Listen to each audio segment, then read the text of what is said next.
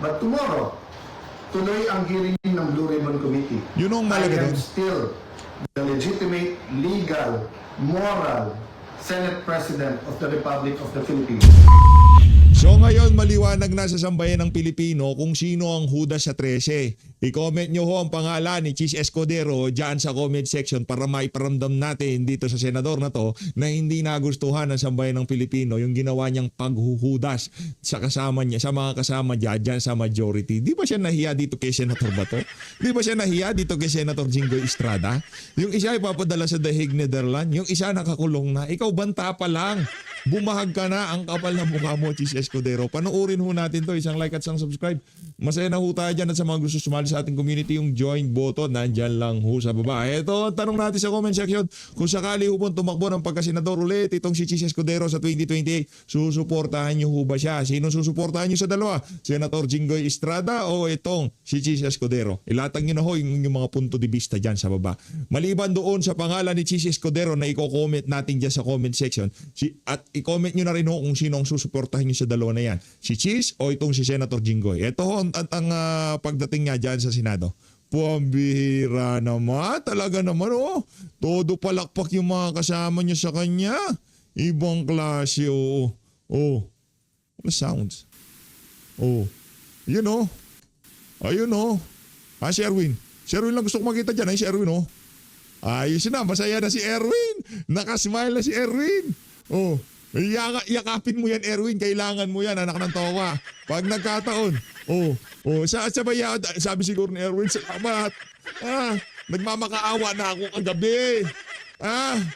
Papangalanan ng 18 Marine, hindi sila pwede pumunta rito. Eto, sasalansanin lang ho natin yung mga interview na itong SCSP Cayetano sa kanyang FB page kanina. Kailangan nung marinig ng sambayan ng Pilipino ang sasabihin niya sa mga video niya na to. Naku, meron ho tayong nabalitaan na kesyo. Na kesyo pipigilan daw ang pagpasok sa Senado bukas nitong si Senator Rodante Marcoleta at nitong si SP Cayetano. Paano yun? Nagbigay na daw ho ng order itong si Acting Senate President. Acting Senate President Alan Peter Cayetano na pipigilan daw ho, base sa ating mga nakuwang impormasyon, ang pagpasok nila bukas sa Senado. Tingnan natin, sitting Senator, pipigilan mo sa pagpasok sa kanilang opisina. Napakalaking kabalbalan naman ho nun. Pakinggan natin itong si SP Cayetano. Ngayon na pagbati sa lahat ng ating mga kababayan. Yo! Gang. Isang mainit na pagbati sa lahat ng ating mga kababayan. Napaka-importanting pagtatalakay ang gagawin po natin ngayon. Hiningi po na makinig po tayong lahat, mga kababayan sa Luzon, Visayas, Mindanao, lalong-lalo po ang ating mga OFW. Umpisahan ko po na kahit gaano kabigat ng problema, tayo'y parating magpapasalamat sa Panginoon. God is sovereign, He is in control. Man creates the crisis, but God gives the solution. The last few weeks, there was a man-made crisis by the minority in cooperation with some people in the administration, by them trying to undermine the leadership of the Senate at pinapalabas ng magulo ang Senado. Pero mas mabigat po ang usapin natin ngayon. Bakit po? Dahil may tanong po tayo. Una, has Philippine democracy died again? Pangalawang tanong, binasura po ba ang Philippine Constitution? Bakit po ito tinatanong? Simple po, ang nakalagay sa konstitusyon ng Pilipinas, pwedeng mag-conduct ng business ang Senado by a majority of all its members. Ang majority po ng 24 ay 13 po. 13 po ang numero. Yung sinasabi po nilang kaso, yung po ay ibang-iba. Nag-adjourn po kami nung nag-walk out sila. So that means they have to call the roll at kailangan 13. Yung binabanggit nilang kaso po, inahamon ko lahat ng abogado. It is not applicable kasi doon po tuloy-tuloy yung sesyon. Tinigil, tapos sinabing may continuing quorum po sila. Tayo po, malinaw na malinaw sa records, ay adjourn last Tuesday at sinabi na tayo ay muling magre-resume ng alas 5 ng Lunes. So, what is the point of going through this? The question we have to ask ourselves is that, is the Constitution but a piece of paper to this administration? Has the judiciary ceased to function? Wala na bang Senado? Yun na po ba ang pananaw ng ating administrasyon? Ang tingin ba po ng 12 senador ay basta't kakampi mo ang Malacanang ay wala ng batas? Kung titingnan niyo po ang Rule 1 and 2 ng Senado, na ayon to sa Philippine Constitution, para i-elect ang Senate President at ang Senate President Pro Tem or Pro Tempore, ay kailangan po 13. So paano po nila alisin si Senator Loren Legarda kung 12 lang po sila? At mapapakita po sa inyo na gusto nilang i-control ang premises ng Senado at gusto po nilang hindi mag-hearing ang Blue Ribbon Committee bukas sapagkat ay binasa po nilang rule para magkaroon po ng acting Senate President. Kailan po ba pwede magkaroon ng acting Senate President? Babasahin ko po sa inyong rule. Sabi po, in cases specified in subparagraph C of Section 4 of the rule, the President Pro Tem shall serve as acting President until the Senate shall have elected a new President. Hindi po sila maka-elect ng new President dahil wala po silang 13. Ulitin ko po, pag may 13 po sila, ako pa mag-o-oath sa kanila. Bibilisan ko po na ibibigay sa kanila. Wala po silang 13. So ano yung rule po? The President Pro Tempore shall discharge the powers and duties of the President in the following cases, A, B, C. But she or he shall only become acting President in the case of subsection C, which says, in the event of resignation, hindi po tayo nagre-resign. Removal, hindi po nila ako naalis. Death, buhay pa naman po siguro ako, hindi po AI ito. Hindi po AI ang kumakausap sa inyo ngayon, buhay pa ho ako. Absolute incapacity, siguro naman po nakikita nyo, nakakapag-isip po ako, nakakapagsalita po ako. So wala pong ground para magkaroon ng acting president. This is an illegal coup d'etat na may kasamang pagbabasura ng ating konstitusyon. I warned everyone about this from day one. We warned everyone yesterday when we explained the use of the parliamentary tool of not having a quorum. And kaninang tanghali, habang kausap ko po si Senator Marcoleta, I asked everyone, please pray, kasi at that time, balita po namin na nag-step up sila sa pagsasabing wala na yung kaso nyo, sumama lang kayo or pumunta lang kayo ng session hall. I even got a text yesterday, pumunta lang daw ako or si Senator Loren para nga at least mag-open and close. Nangyayari po minsan yan, that's a longer story. Pero naramdaman ko na po kahapon na baka may isang dumating, so 12 plus 1 equals 13. So 12 pa rin po ngayon, ay pang-11 pa rin po. Pang-11 pa Dahil rin. sa ating konstitusyon, sa ating rules of the Senate, kailangan pong 13. Hindi po kami nagpipilit sa kapangyarihan. I can go as Senate President, even as Senator anytime. Hindi po ba ako lang ang katangi-tangi sa mga matataas na opisyal na nung nangyari yung flood control scam ay nagsabi, ba't hindi na lang tayo lahat mag-resign? Bakit po ngayon, after asking me to resign yesterday, illegal po. Actually po, hindi nila ako tinanggal. Naglagay ng acting. Senator Win, Lucian, ingat kayo dyan. You're playing around with fire. Naku, This is not just mag-ingat kayo dyan. You're playing around with fire. Palakpakan natin itong si SP Cayetano. Ikaw pa rin ang SP namin kahit na anong mangyari. Ikaw naman, Sis. Langya ka. Hindi ko lang itataga sa ano. Itataga ko yan sa bato. Itataga ko sa noon itong si Sen Bato. Sis Escudero. Si Raulo. Joke lang. Politika natakot Walang hiya di ba? Anak naman. Hindi. Bottom line ho dito. Ito, wag na ako kayo magalit. Nangyari na nangyari. Kahit ano pa sabihin natin kay Jesus Escudero, wala na ho yan. Ay sabihin natin hudas siya, wala siyang kwentang tao, di na siya nahiya kay Senator Bato, Senator Jinggoy Estrada, yung isa papadala sa daig, yung isa nakakulong na, kahit sabihin pa ho natin yan. Anong dahilan kung bakit nagpakulong si Sen Jinggoy? Para matuloy ang hearing. Kasi habang nasa minority, kay na Tuta Soto, kay na Joel, Alan, kay, ano pangalan ito? Ito si Erin Sylvester, ang Ping Lacson, walang hearing na mangyayari. Di ba? Ngayong napunta sa bagong majority, kaya na SP Cayetano, nagpakulong, dadala sa dahig, hindi nagpatinag, basta matuloy ang hearing. Nagpakita ho itong si Kilay, pambirang, kapal ng mukha mo, brat. Kapal. Ang masasabi ko lang kay feeling ko ha, kung papipiliin nitong si Chis Escudero, di ba, karir niya o masasalba ang karir niya o itong si Heart Evangelista, feeling ko, karir palig niya. Kahit na mahulog sa bangin. Ha? Itong si Heart Evangelista, wala siyang pakialam. Sambay ng Pilipino nga, wala siyang pakialam kay Heart Evangelista pa. Ang nga kayo. About the Senate. Ngayon, binababoy ng mga DDS, binababoy na sambay ng Pilipino, binababoy ng mga nasa gitna, yung mga na undecided, ito si Chis Escudero, dahil lahat ng sambay ng Pilipino ay nag-aabang dyan sa hearing na yan. Pinagtatanggol ka ba ng mga Talyanista and Seymada? Pinagtatanggol ka ba ng 11? Sa bagay, na-11 ka eh.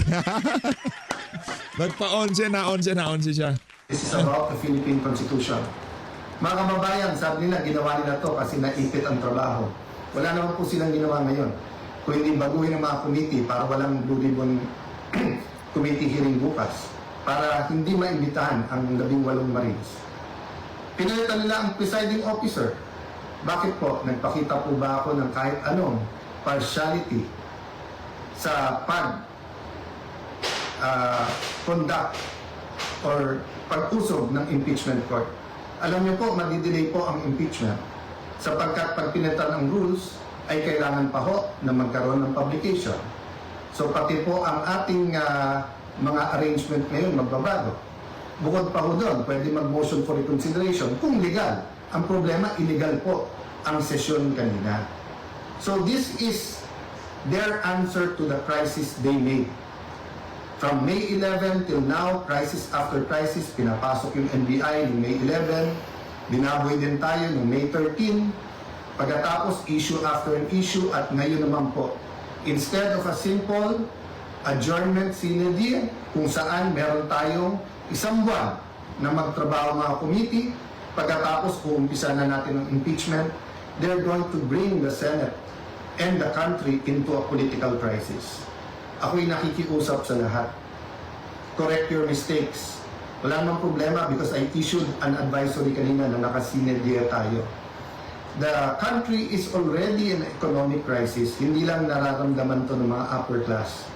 The world is in crisis because of what's happening in Israel, Iran, US, in what's happening with that conflict.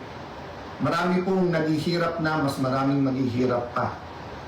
We need the impeachment to be fair and impartial. We need to investigate the flood control scam in a very impartial way that will be satisfactory to all our people. And we need a functioning Senate, an independent Senate. Huwag niyo po kaming alalahanin mga kababayan, okay po ako. They can try to remove me, they can kill me, but they will not kill the idea of a democratic Philippines led not by men, but by laws, led by the Philippine Constitution. Kung sabi niyo po at natatawa yung iba that the Senate is under attack, 2023 pa lang ho, yung PI, gusto pong amendahan yung Constitution. After magsalita si Senator Aimee, wala daw katotohanan yon. Ngayon po, binasura ang Constitution. Ano ba tingin yung kasunod nito? So mga kababayan, again, God is sovereign. Let's all reflect on this and pray. But tomorrow, tuloy ang hearing ng Blue Ribbon Committee. Yun ang I malaga am dun. still the legitimate, legal, moral Senate President of the Republic of the Philippines. There is still functioning committees. We have to hear the testimonies. Invited po, pati po yung mga gumawa ng illegal ngayon. You can try to stop us, but you will be stopping the Filipino people. Hmm. So sa ating mga kababayan who wants to pray or have a prayer vigil sa Senado bukas, pumunta po kayo. Punta ko tayo. Pag hindi po kami pinapasok, de sama-sama na po tayo outside the Kulambo.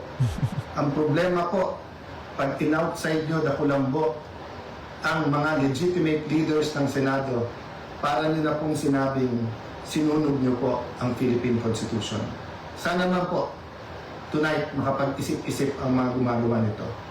Again, sincerely po, we pray for all of our leaders and we tell everyone here, let's pray for our country and may God bless the Philippines. Wala pa natin si SP. Kinakabahan ako Kinakabahan ako dito sa mga kaganapan bukas. Kailangan nuwata nating matulog na maaga ngayon. Ano nang betang gano'n? Ano nangyayari sa Pilipinas? Lulungkot po tayo. Sobrang nalulungkot po tayo. Nasa galaan man tayo kanina. Hindi ho natin hindi ho, parang bumabaliktad yung sikmura natin habang nakikita yung mga kaganapan sa Senado. Yung tipong sobrang gulo na ho. Sobrang gulo na. Hindi ginugulo nila yung SP Cayetano. Gusto nga nila mag-hearing, malaman ng katotohanan, kaso pinipigilan. Mantakin nyo, trabaho, committee on appointment, kailangan na-delay na sila, dapat one rank higher sila, walang nangyayaring trabaho. Nung nagka-quorum, anong ginawa? Binakante yung mga chairmanship ng mga committee. Yun ba? Yun ba trabaho gusto nilang gawin? Magkaroon lang ng leadership change? Nagpa-on siya itong si Judas. Halik ni Judas eh. Si nakakaalam sa halik ni Judas. Mga idolo ko yan, nakakaalam na yan eh. Si nakakaalam, Wolfgang. Yung mga galit kay Basti, ayahan nyo na siya. Bakit PH? Fan ka ba ni Basti? Siyempre, iwalay natin yung ika nga musika sa politika. Wolfgang fan ka pala, PH. Wolfgang fan ho tayo. Kaya sa mga galit kay Basti, bahala kayo magalit sa kanya. Okay lang yun. Diba? Yung game. Allow me to address the issues para hindi po tayo malito. Especially po na napaka-importanteng araw ang bukas sapagkat maririnig na natin ang katotohanan sa Blue Ribbon Committee. So let's start with a biblical principle. Kung anong itatanim natin, yan ang ating aanihin. Ano ho yan kumbaga yan ang pinaka-OG di ba? Hindi pa binuksan yung hindi pa binuksan yung Biblia. Mga magulang pa lang natin nagsasabi na ako mga lola nagsabi sa akin. Let's go PH. Kung ano ang iyong itinanim, pag nagtanim ka ng mangga, mamumunga ng mangga. Pag nagtanim ka ng bayabas, mamumunga ng bayabas. Kung ano yung iyong itananim, yun ang iyong aanahin. Pag nagtanim ka ng kakurakutan, di naman ho pwedeng magbubunga yan ng kabutihan. Di ba? Pag nagtanim ka ng kakurakutan, bubunga yan ng kulong. Yun ho dapat ang bunga nun. Sa ating pagka... Hype. Kape. Kape ho tayo, kape. Hype tayo dahil sa kape. Kape na yan. Lagyang kape yan. Diba? Elementary pa lang. Tinuturo sa atin yan. So, anong ating itatanim, yan ating aanihin. Alala ko pa yung commercial nung 70s. Yung basurang tinapon mo, babalik din sa'yo. So yung commercial na yun, may nagtatapon ng basura, bumaha. Pumasok ulit sa bahay nila yung basura, kasama yung baha. So ang flood control scam ay hindi nangyari by its own, by itself. No? Hindi ito nangyari na aksidente lang. No? It was a combination of greed, opportunity, minds who put their minds together and said, kayang gawin to. We will not be able to stop corruption in our country until we know the truth, we know how to stop a problem, and we know how to reform. Repentance is part of that. Maniniwala ho ba kayo na ang mastermind ng pinakamalaking corruption scam sa buong history ng Pilipinas ay panay oposisyon ang gumawa. Napakagaling naman po pag members ng opposition ang gumawa under the nose of an administration na samantalang mahigit 2 taon na nangyayari. So, we started, the majority and as Senate President, we started diplomacy po talaga. Wanted to work together. Number 1 priority is the economy. Number 2 po, yung pong impeachment dahil accountability. Pero kasama po yung ating priority, yung mga flood control issues at iba pang mga scams na bigyan ng tugon. Nabigyan na ng tsansa ang grupo ni Senator Lacson at Senator Soto. Kasama dyan sila Senator Win. Alam naman natin lahat na kailangan ay 13. So let me state this. Malacanang backing the move of the senators today and the other groups backing them, they will say anything and do anything to bend the law and basically susunugin na yung ating konstitusyon. So when I said a while ago that I am still the Senate President, the legitimate, the legal, moral Senate President, it's not about me, it's not about the position. Anytime po, pwede po ako mag-resign, pwede kong ibigay ito sa iba kung may 13. This is about democracy. This is about an independent Senate. This is about fighting corruption. You cannot say you love democracy, but walang checks and balance. Hindi pwedeng sabihin you love democracy, pero pag mali yung numero, invento na lang po tayo. I don't know how much time I have. There's so much I want to tell the Filipino people. Some of it you might think is very productive. Some of it you will think it's my thoughts. But let me tell you this from the bottom of my heart. God loves the Philippines. Ulitin ko po God loves the Philippines. So we have to take a step of faith. Sabi sa book of James, faith without action is dead. Patay ho ba ang ating paniniwala at pananampalataya? Kung mahal natin ang Pilipinas, we have to do something about it. Why do I say this? Well, first the Senate. 12, may quorum, samantalang malinaw sa Constitution, 13. Yung case na sinasabi na iba, continuing po yun. Nag-umpisa silang may quorum, umalis yung iba. Ito po, kahit saan nyo pong tignan, sa Constitution, mali. Sa rules po ng Senate, kailangan yung presiding officer, yung Senate President, kung hindi, yung Senate President Pro Tem, kung hindi, yung Majority Leader, or yung Assistant Majority Leader. Wala po doon na nagsasabi kahit win ang pangalan mo, hindi po win yon. Wala po sa rules yon. Wala po yung 12. Alam po nung lahat yon. Pero ipalagay na po natin, yan ang theory nila at pagpipilitan nila. Siguro po kung Senado lang ang problema, then tuloy ang buhay natin. You know, life is so complicated. Existence in the Philippines is so hard that etong politika para sa politiko lang. But what happens to the impeachment? So sa impeachment ho ba ngayon, mag-aaresto ng 2, 4 pa? Para pag sinabi nilang 22, pwede ng 12. So pag 20 na lang o 18, pag 18 na tira, 12 na lang pwede mag-convict. At pagkatapos, paano pagka constitutional change na ang gagawin? At ayaw rin pumayag ng ibang senador. Ikukulong na rin po ba? Malinaw na malinaw po ang konstitusyon at rules po ng Senado. You cannot declare all positions vacant with a number of 12. You cannot even hold a session because walang quorum. Assuming may quorum, you need 12 to remove a Senate President, and then you need 13 to remove a Senate President. Okay? Lilinawin ko po You need 12 for any position below the Senate President Pro Tem. So, kahit anong chairmanship, majority actually pwede na. Kaya kahit 11 all, pag nawala yung isa, 10, 11, masusunod na yung 11. But for Senate President, for quorum, and for Senate President Pro Tem, you need 13. No? So, ilalaban po natin to, hindi dahil nilalaban nyo ang Senate Presidency ni Alan Cayetano. Hindi. Kundi dahil po, mahalaga sa atin ang 1987 Constitution. Dahil po, hindi ito isang pirasong papel lang. I'm issuing a memo to to the Secretariat and to the Office of the Sergeant at Arms to keep the Senate open tomorrow. We will have the Blue Ribbon Committee. As Senate President, nasa authority ko po ang premises ng Senado. Do not padlock the Senate. Do not have an excuse na may rally. Parati naman may rally sa Senate.